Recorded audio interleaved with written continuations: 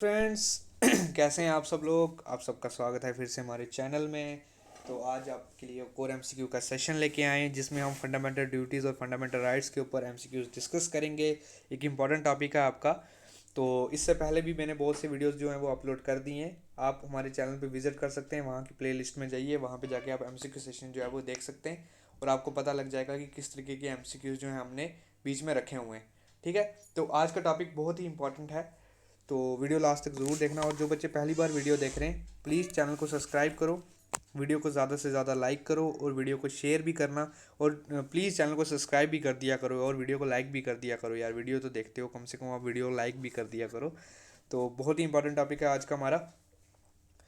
तो yes, fundament देखो, सबसे पहले मैं वीडियो टॉपिक स्टार्ट करने से पहले मैं आपको एक चीज़ बता दूं। ये वाला टॉपिक है ना आपका, फंडामेंटल राइट्स फंडामेंटल ड्यूटी वाला जो टॉपिक है आपका, ये वेरी वेरी इंपॉर्टेंट टॉपिक है। ठीक है, और इसको आप ट्रिक से याद करें तो आपके लिए अच्छा रहेगा, क्योंकि मिक्स होने के चांसेस बहुत ज़्यादा होते हैं इसमें। हाँ, अगर आपको नहीं याद होता तो आपको मैं याद करा सकता हूँ, कोई बात नहीं। एक हम सेशन लेके आऊँगा जिसमें मैं आपको ट्रिक्स के साथ ये चीज़ें जो है वो याद करा दूंगा। आप मुझे बता देना अगर ऐसी कोई बात हुई, तो मैं आपको कमेंट सेक्शन में मुझे बता देना, तो एक नेक्स्ट वीडियो लाऊंगा जिसमें मैं आपको ट्रिक्स से बताऊंगा कि कैसे इनको याद करना है। ओके, तो यस, स्टार्ट करते हैं आज की वीडियो।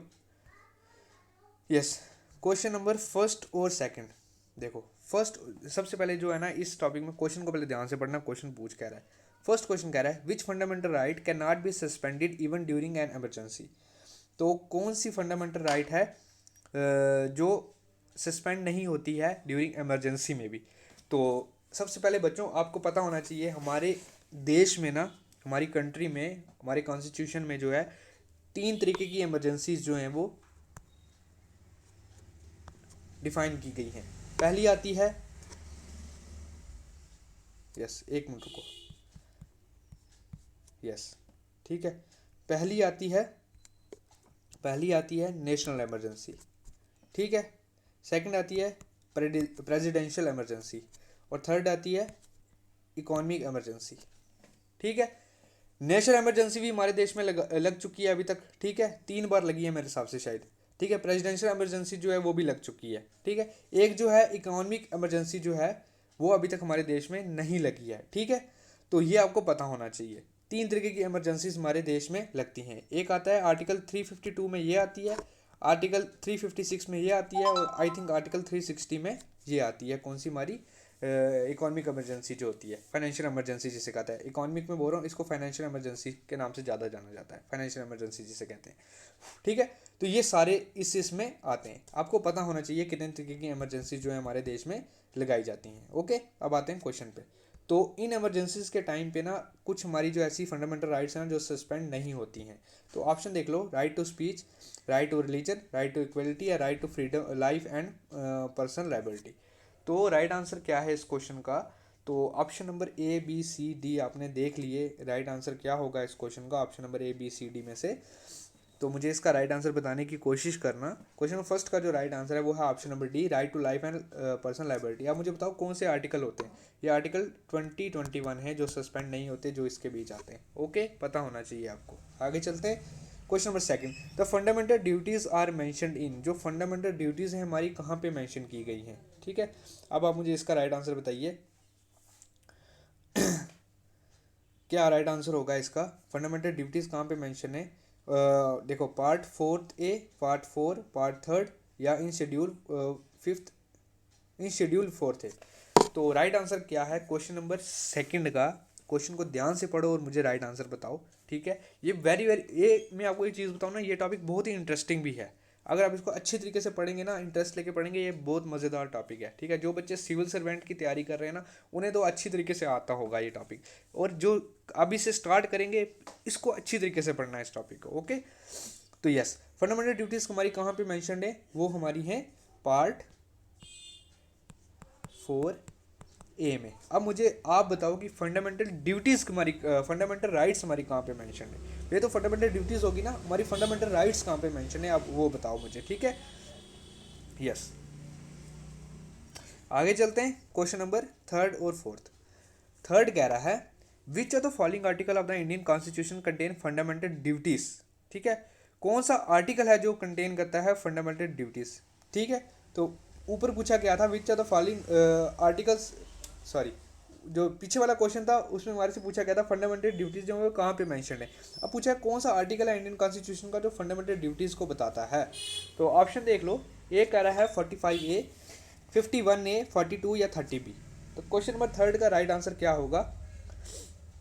आपके सामने चारों के चारों ऑप्शन है, ऑप्शन नंबर ए, बी, सी और डी। आप मुझे बताइए इसका राइट आंसर क्या होगा।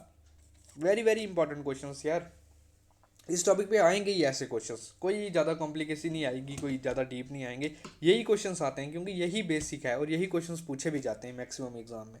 तो बताइए इसका राइट आंसर क्या होगा। फंडामेंटल अब कौन से आर्टिकल में जो है वो फंडामेंटल ड्यूटीज जो है वो मेंशन है। तो इसका जो राइट आंसर है वो है article 51A, option number B. Question number fourth, which are the followings are fundamental duties. तो इनमें से कौन सी जो है वो फंडामेंटल ड्यूटीज़ हैं।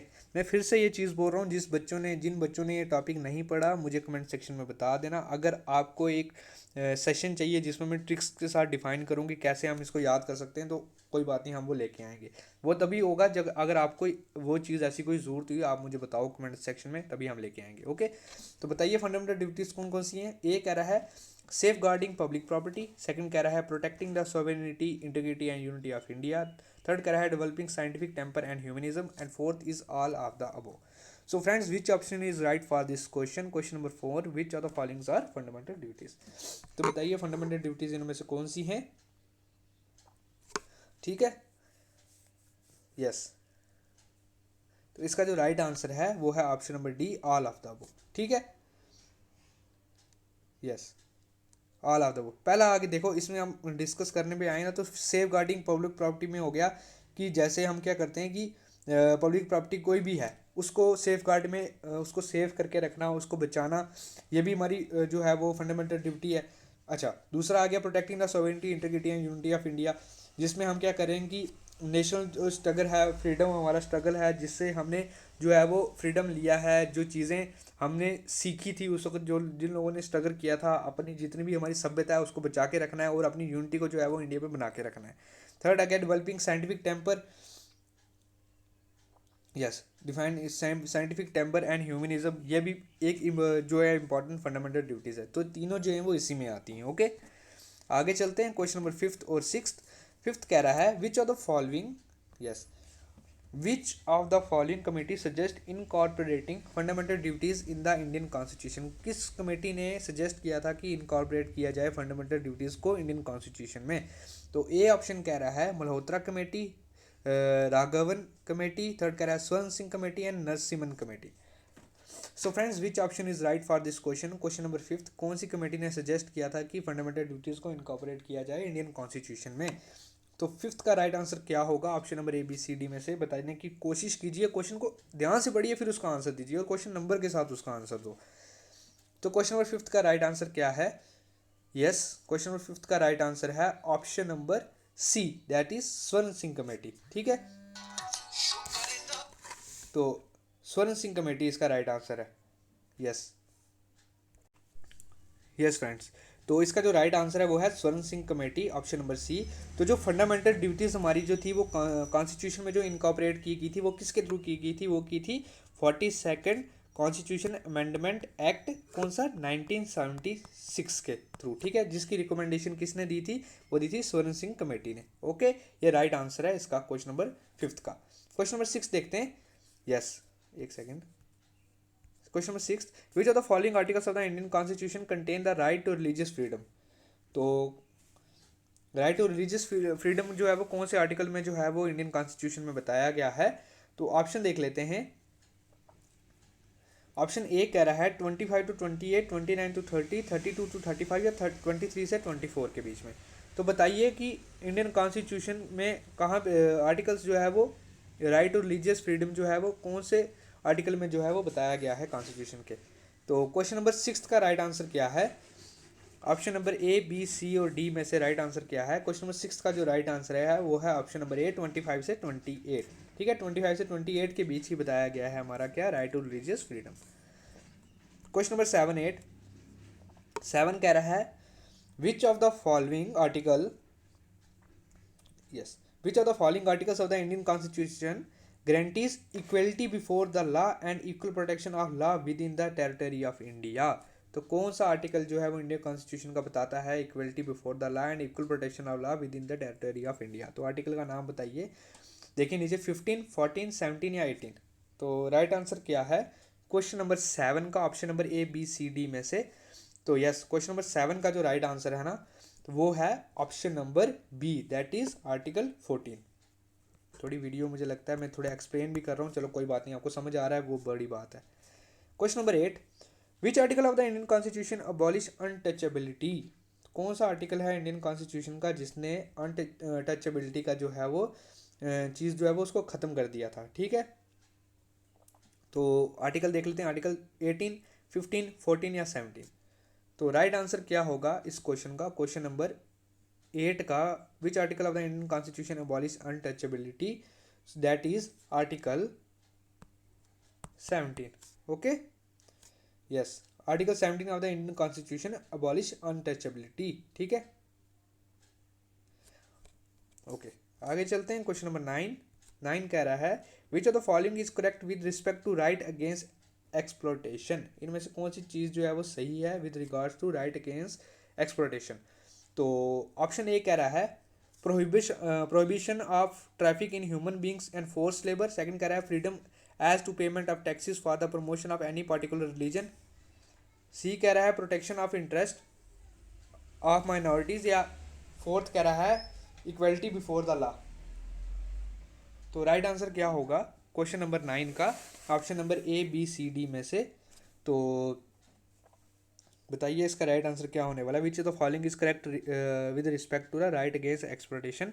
तो इसका जो राइट आंसर है वो है option number A, prohibition of traffic is human beings and in human beings and force labour. और वो कौन से आर्टिकल के अंदर आता है, ये आता है आर्टिकल 23 से 24 के बीच। ठीक है, जो कि स्टेट कराता है राइट अगेंस्ट एक्सप्लॉयटेशन का। ठीक है, आर्टिकल 23 से 24 के बीच।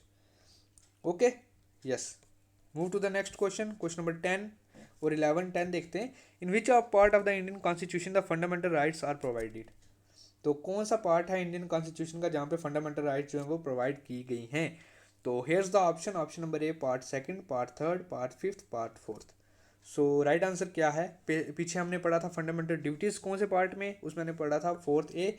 तो अब हमें बताइए कि फंडामेंटल राइट्स कौन से कहाँ पे प्रोवाइडेड है। वहाँ पे मैंने क्वेश्चन आपसे पूछ लिया था और सेम क्वेश्चन यहाँ पे आ गया है। ठीक है, और बच्चों ने इसका राइट आंसर मुझे दिया है कि यस, क्वेश्चन नंबर 10 का राइट आंसर क्या होगा, option number A B C D में से। ऑप्शन नंबर इसका जो राइट आंसर है वो है part 3। Question number 11, the fundamental duties are included in the constitution of India by which of the following amendment act. Fundamental duties जो हैं वो हमारे इंक्लूड की गई हैं कॉन्स्टिट्यूशन में, कौन से कॉन्स्टिट्यूशन अमेंडमेंट एक्ट, और ये मैंने डिस्कस भी किया था। ये कह रहा है 40, 44, 43 या 42। तो इस सभी को बच्चों को इसका आंसर पता होगा।